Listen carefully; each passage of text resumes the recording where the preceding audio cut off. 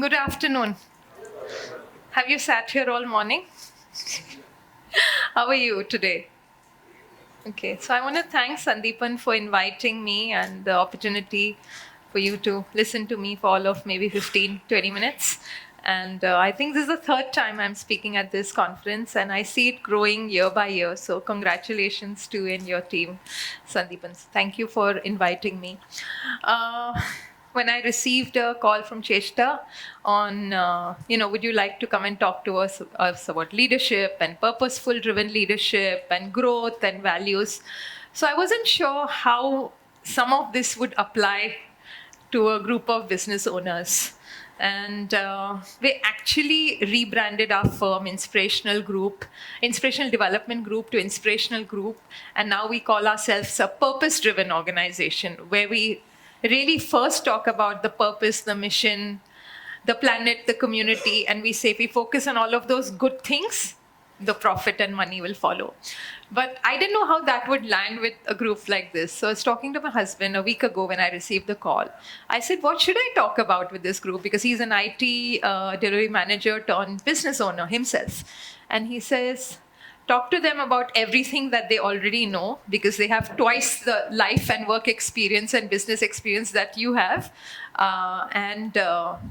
Just remind them about some things in their daily life that they have committed to sometime and maybe have forgotten down the line.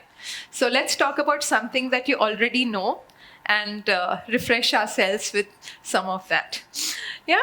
So yes, I work for the Inspirational Group, and I've been with this firm for the last 12 years.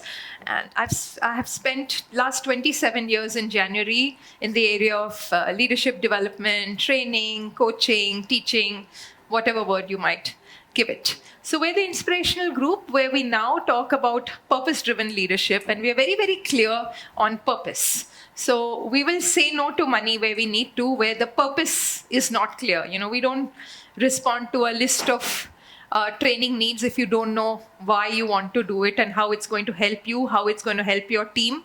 We talk to even our participants on what is the purpose of this particular program. So therefore, as we meet our clients year after year, they start calling us trusted advisors. I've actually heard that word in a meeting room. They call us trusted advisors and not vendors. I've never heard the name vendor.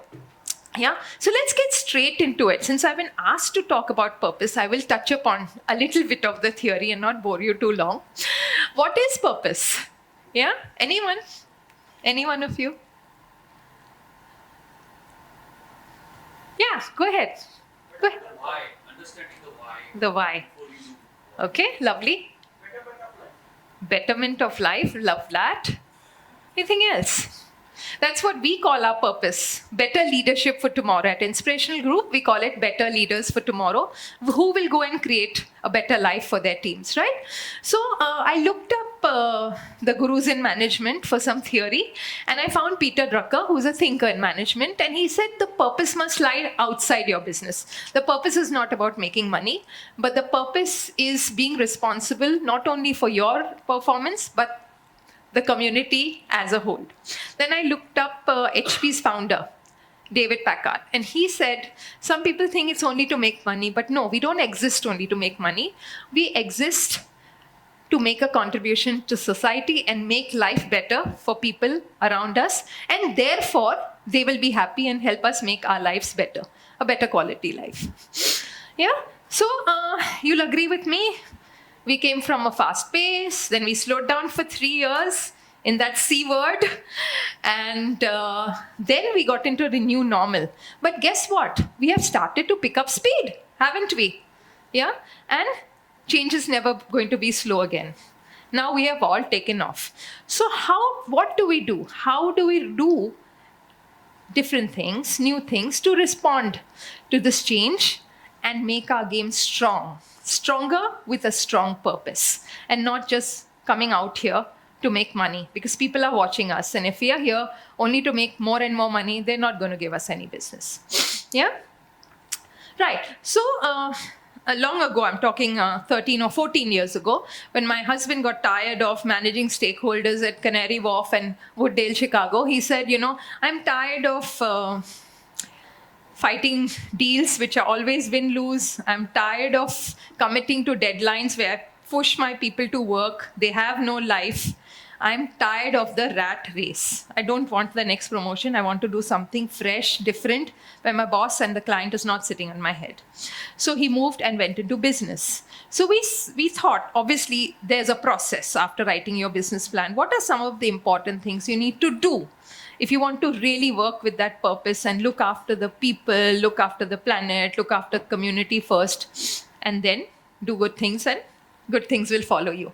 So we put down 7 steps that we will need to do for any business, any project, and of course the 8th step would be review the whole thing and start right on number 1 again. And I think this would apply, being in the area of leadership training, management for the last 27 years. I've realized every book has something like this rehashed with different words. So I've tried to put it in a very simple fashion, right from the purpose, your intent of why you are here in this business, to showing the resilience to grow and review what you do. Yeah. So, and as a business owner, I see very few women there. Put a picture of a woman. But I'm glad some of us are here. So you really need to do a lot of things and manage many hats, right? From drawing out the strategy, a very simple business plan to ensure you execute it with excellence, your social marketing, your finance, your people, and the biggest one, I think, nowadays is engaging and networking, and that's why you and I are here in this room today, and you have to listen to me, right? So we start with the first one. So for how many years have you been saying that you're going to do that? Whether it's a new project on your business or a new business line or learning how to play the guitar. How many years have you been saying you're going to go to that guitar class? How many years? Okay, but at least you got there. But how many of us are still going to sign up for that tennis class, table tennis? Who's going to start playing cricket on Sunday with their friends? We will. At some point we will. But I hope we don't say that for the next 10 years, and at some point regret it. So I think the worst thing to do is procrastinate. It's very difficult to do the dare. But once you begin, I think you'll get there. I think put it on paper. Whether it's your new business line or having to meet that tough client, any small goal, I think commit to paper. It's not about 1st Jan and goals. After 5th Jan, you won't even know where you kept that, right? But commit to it, write it down, and break those huge activities into smaller ones. Winter morning, you stop going to the gym, you stop going for your walk. But just commit to it. Now, don't snooze that alarm. Just wake up tomorrow morning and do it. And you'll feel good at the end of it. So let's just do it, right? So break your activities, smaller ones. Begin with the small one. Put your dates, put the plan. I don't have to tell you how to do planning. You guys have done twice the amount I have done in my lifetime. But you know what? We forget to do it. And we get stuck somewhere with family pressure, older people to look after, teenagers to look after, younger children to look after, and spending time with them, and so many things we have to do. Women have to look after the household, and the buy.com won't arrive, and all those things. But you know what? Unless you commit to it and have an intentionality, it won't happen. So schedule it and do it. And then you can concretize your plan. Otherwise, it's not going to happen. Yeah? And then we talk about connections. I mean, you and I have taken the time to come out in this room and spend a few hours. A lot of people didn't make it today because they think LinkedIn is enough. LinkedIn is good. It's very important to connect, to respond to people, respond to queries, offer people help, connections. But yes, take your time. I mean, it's taken me a very, very long time to know that this is actually a gift for me. Right? We're all unique. Everybody has a gift, and my gift and your gift is different. And I can't do what you do, and you can't do what I do. Right? So we are all gifted in certain ways. And networking does require a lot of time, energy, and practice. Sometimes you don't want to do it. Sometimes you don't feel like smiling in a conference, but you have to. So yeah, take the time, to come out. And that's the best way, to go cross-pollinate like a butterfly and create and co-create and collaborate and connect with people. It's all about conversations, right? What does Cafe Coffee Days say? Yeah, anything can happen. A lot happens over coffee. Starbucks says changing things one conversation at a time. So it's all about conversations. And networking is not only about winning business and making money, right? So many things happen through networks. You help people find jobs, they help you do things. So many, it's completely magical. So it's not only that if I take my time out and meet this person tomorrow, he's going to give me business. That's the smallest thing that can happen. Many, many big things of learning and growth happen through networking. And remember, you never get a second chance to make that first impression. So outside, when you go out to have some lunch, please take the opportunity to shake hands, exchange business cards or QR codes on LinkedIn, and stay connected with people. You never get that second opportunity. I've noticed, and I have always, whether I'm on a flight or in a line to buy a ticket, I've never lost that opportunity. So whether it's a project coordinator, an EA, or a CEO, I always take the time to praise, to appreciate, to shake hands, to show gratitude, to say thank you, spend a minute before I have left that place. So, then people remember you that way. Yeah. So, yes, keep cultivating, because this is going to help you in good stead for years to come. And 10 years later, you'll have no clue how this person helps you out on a huge contract, which you never thought will happen through this person. And it's happened to me. I'm in touch with so many EAs, as some people call secretaries or coordinators from different organizations, and they have moved organization to organization. Today, now they are team leaders and managers in different organizations, and now they're offering me work because they know we are a good leadership development company. And Riya used to do work with us in the past, and I really want to give you an opportunity here. I know how good you guys are. So yes, it'll always hold you in good stead in years to come. I pressed the wrong key. Yes. And then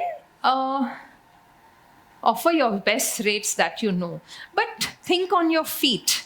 Offer very, very creative solutions, sometimes ever so spontaneous.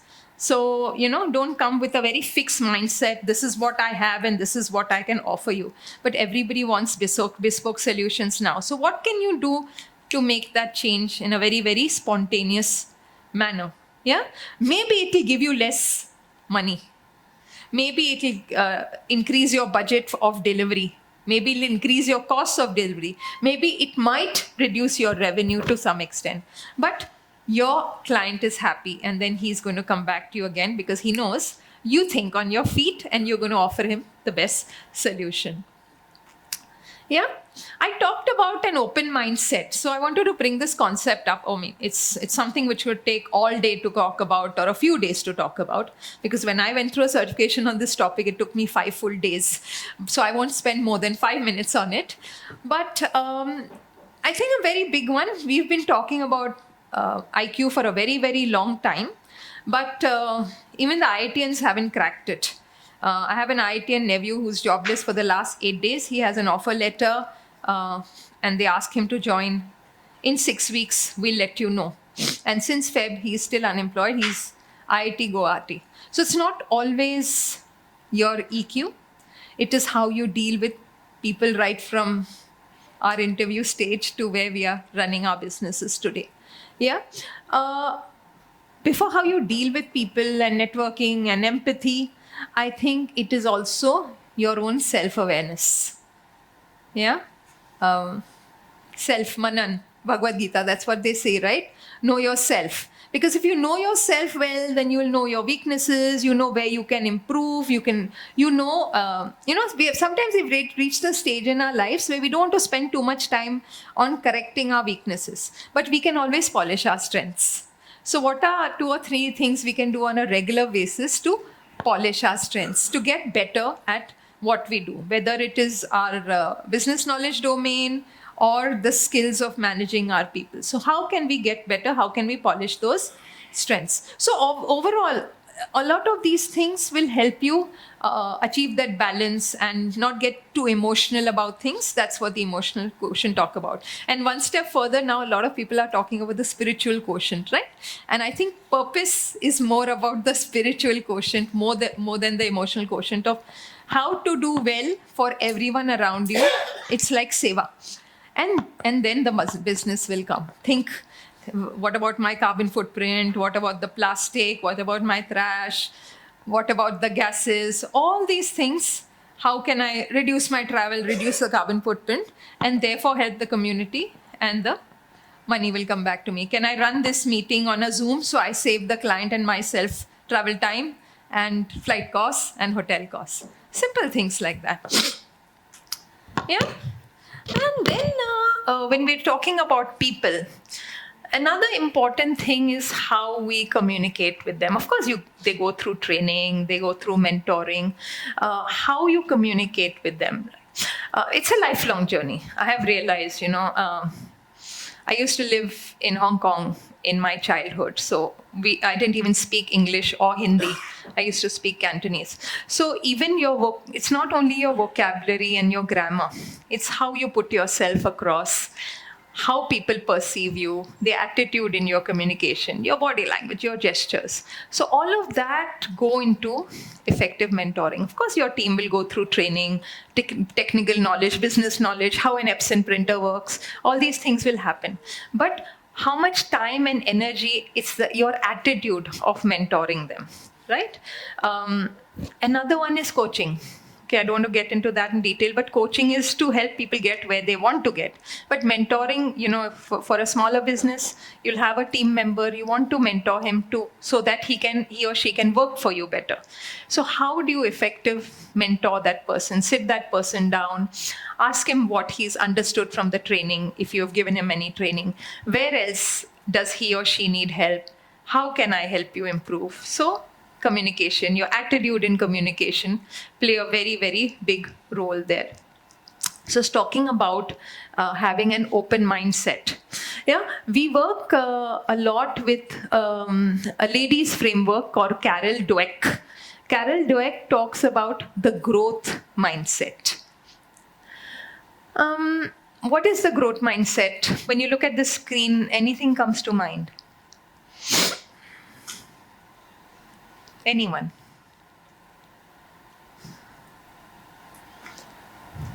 Yeah. Okay.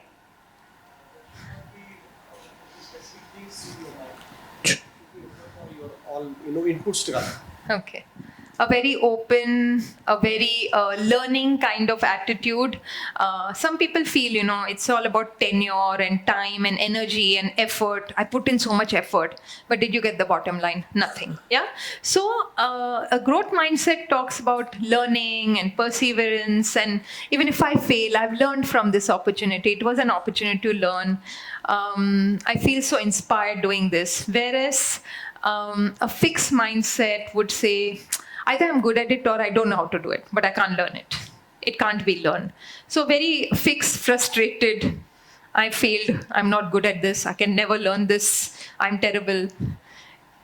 This is not what I can do. So a different mindset. So I think more and more people I have noticed now are going for Carol Dweck's growth mindset. A growth mindset would embrace challenges, would embrace an obstacle. Yeah, not say that, there's an obstacle, let's give up now, but persistence. We'll learn from positive feedback. We'll learn from negative feedback and criticism instead of getting frustrated or ignoring that criticism. And we'll also help you celebrate your success, then feel threatened by your success. That's what a growth mindset. Celebrate everybody's success because it's all about win-win. Yeah, growth mindset would say, I need to try harder. I will resolve to do better. Let me check in with my friend and see how he or she is doing instead of saying, the world is out to get me and my life is pitiful and I'm complete failure. The growth mindset will take action and do things and say, I will get this done. Instead of, now what can I do? I don't know how to do this. I never will know how to do this. Yeah. So that's Carol Dweck's self theory. Yeah, concerned with improvement, concerned with let's go and make sure that we recognize that we make mistakes, but we're not overly emotional about them. We will move on, not overthink, and get things done. So yeah, any comments? I thought it was a very interesting model. The lady's name is Carol Dweck.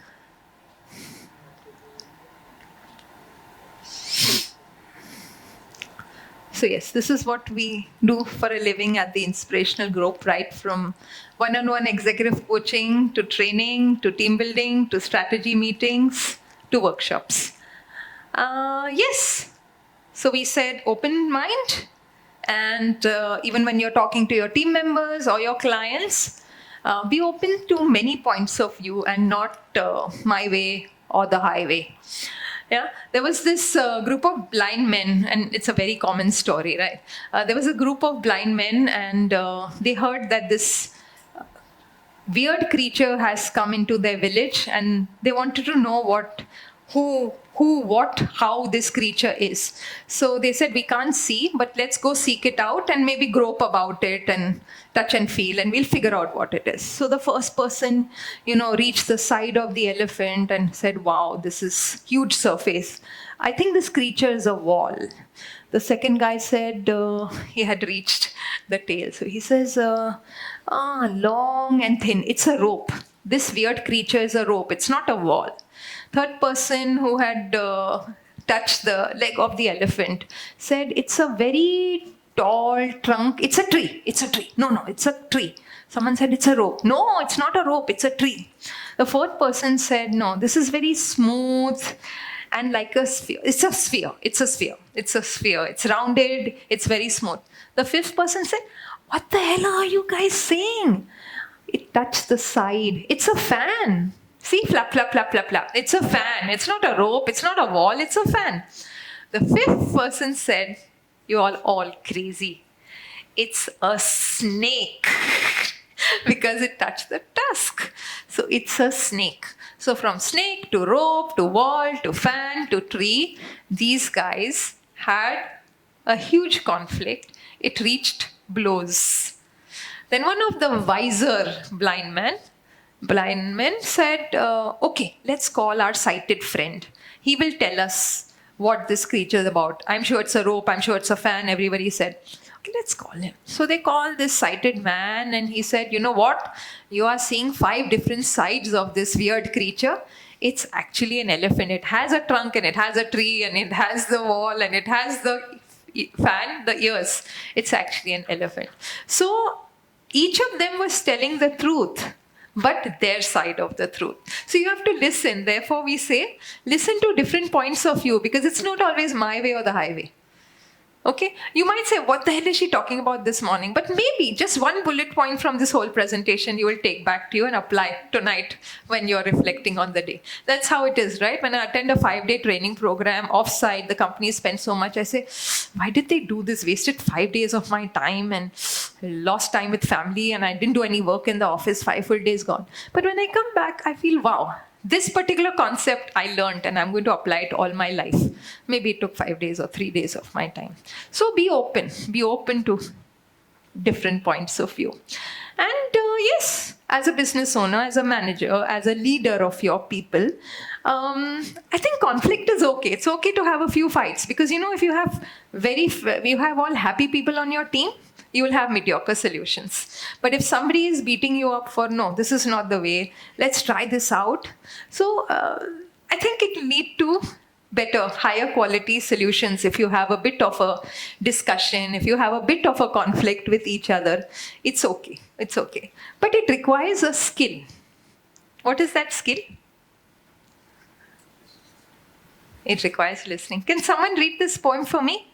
It's from William Stringfellow. Anyone?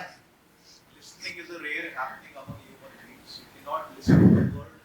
Another is speaking if you are fully occupied with your appearance or with impressing the other, or are trying to decide what you are going to say when the other stops talking, or are debating about whether what is being said is true or relevant or appealing. Such matters have their place, but only after listening to the words, as the words is being uttered. Listening is primitive act of love in which a person gives himself to another's word, making himself accessible and vulnerable to that word. William Stringfellow. Wow. What are some words or phrases that quickly catch your attention? Some new people in the room. We'll get lunch very soon now, promise. Sorry? No, I'm asking for any words or phrases that you catch. I'll come to that. That's my last question. This is the first question. What's any word or phrase that catches your attention? It's a primitive act of love. Did you think listening means love? Love to your team member, love to your children who don't listen to you, which is fine. Love to your parents. It's a primitive art of love. Yeah? So what is he or she trying to say? I won't go to 2 or 3. I'll just come to the 4th question. What's William trying to say? You were saying something. Pay attention, read in between the lines. Sometimes the body language is trying to say something. So listen in between the words. What else? What else?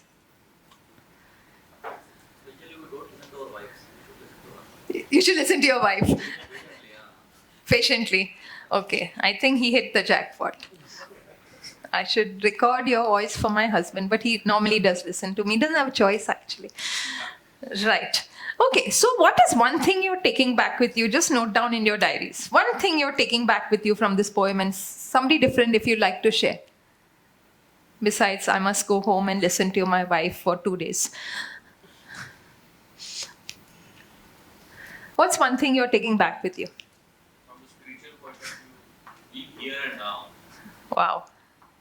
Yeah, I'm reading a very interesting book. I don't know if you've heard of it. The Power of Now. Yeah, by Eckhart Tolle. And he talks about being here and now. And whether you're in a conflict situation, or you're in a bad relationship, or you're in a good relationship, or you're in a ecstasy kind of a place, just be here in the now. Don't worry about criticism and don't worry about good things or bad things. Just be in the now. It's very interesting. Yeah, so listening is being here in the now. Don't worry about my next meeting or some phone call ringing or LinkedIn beeping. Be in the now. What's one more thing you're taking back with you? Fabulous. Listen to understand, not to respond. Yes, that's what Stephen Covey says, right? In his book, if you heard of Stephen Covey, yeah, he passed away a few years ago. And he says, listen to understand, not to speak. So, very often in meetings, and when I was much junior, I used to do that myself, right? I'm just waiting. What's a nice point I should make now so my boss is impressed with me, right? Not about responding to the person. He might be saying something completely different or related to what you are saying.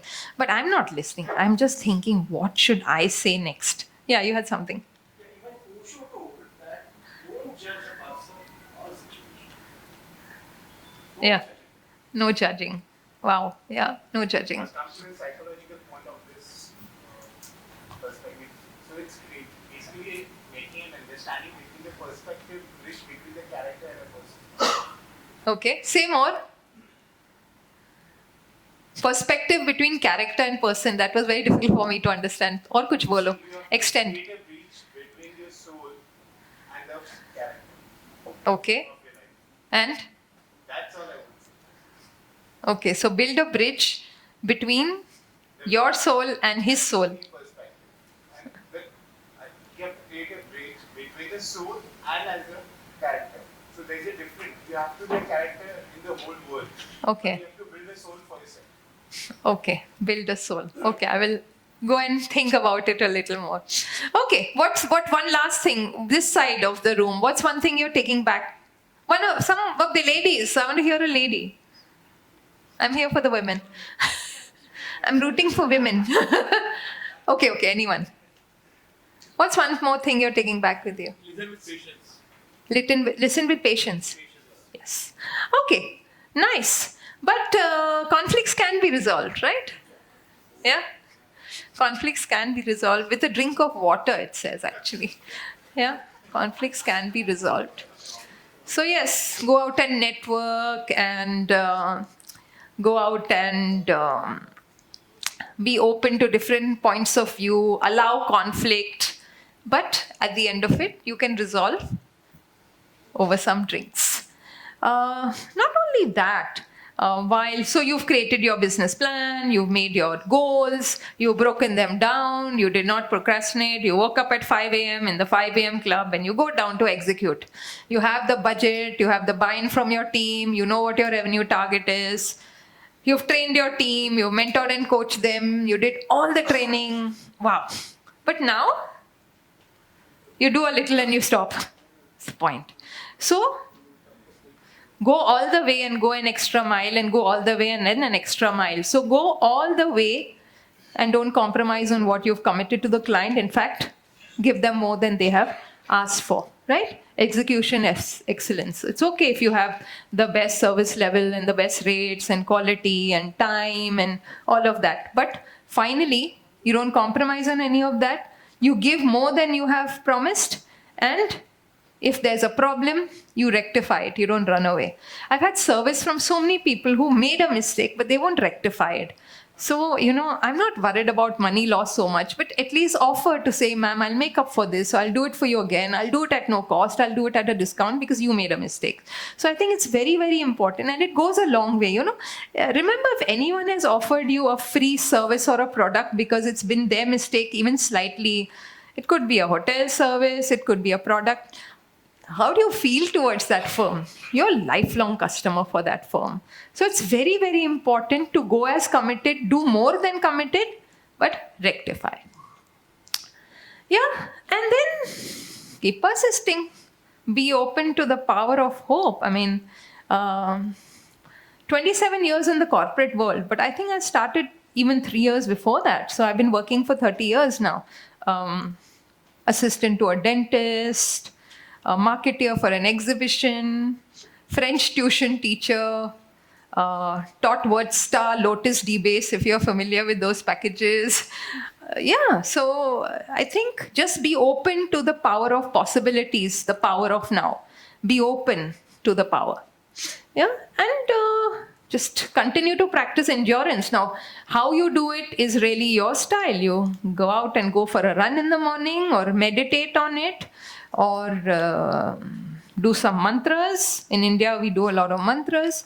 But something for your soul.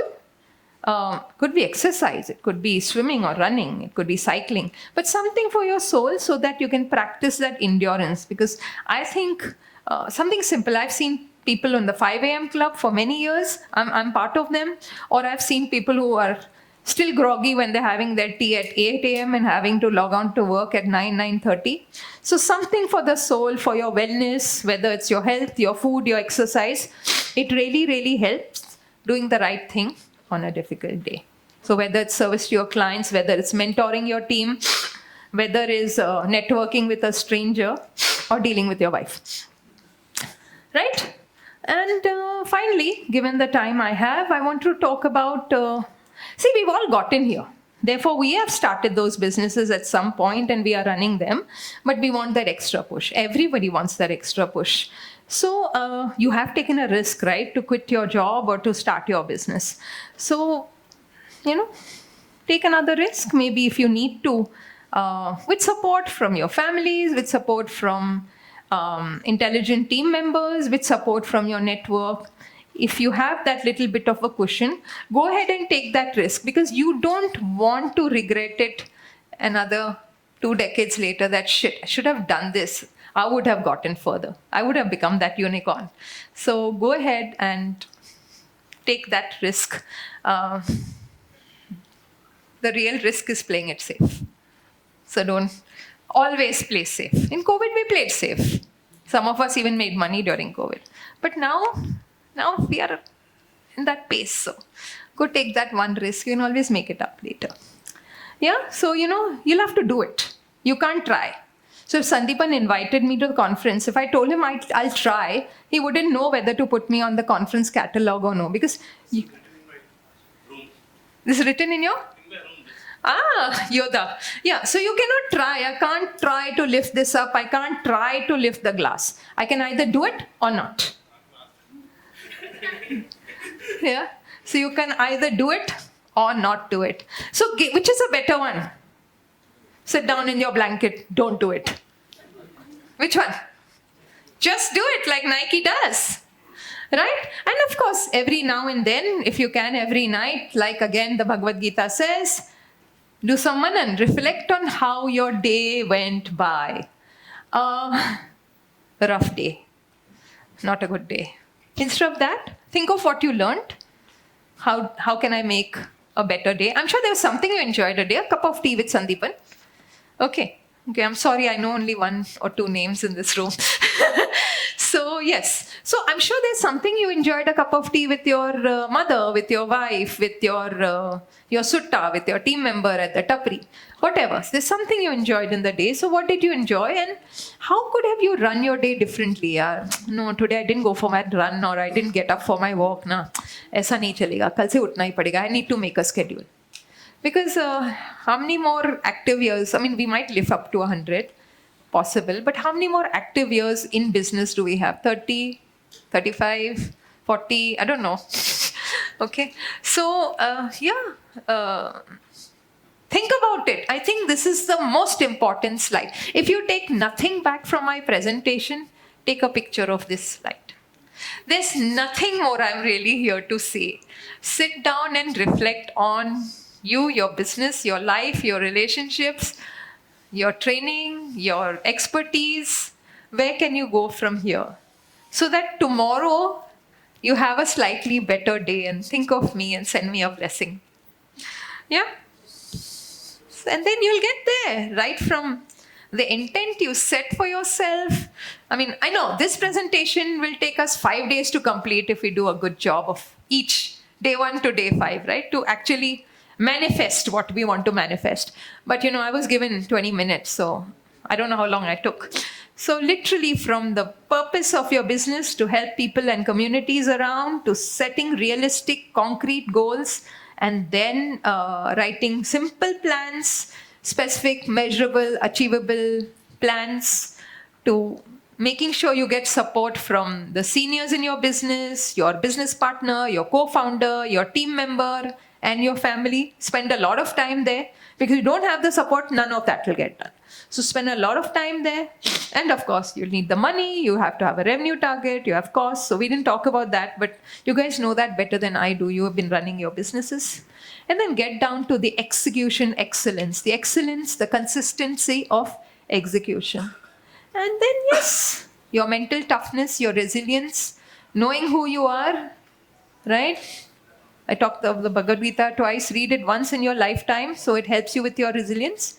And then review. Go back to see if there's a gap in any of this, and then embrace what? Success. That's what it is about. I try to put women in my presentations because I want to see more and more women in programs like this. But yes, what's one thing you're taking back from this? Since I know it's the end of your conference right now, so not only my session, but even for the conference organizers, Sandeepan, what's one thing you're taking back with you today? Could be from my session or any other session. Confidence. Wow, love it. Keep it, but don't leave it in this pant pocket and put it for wash. Keep it. What else?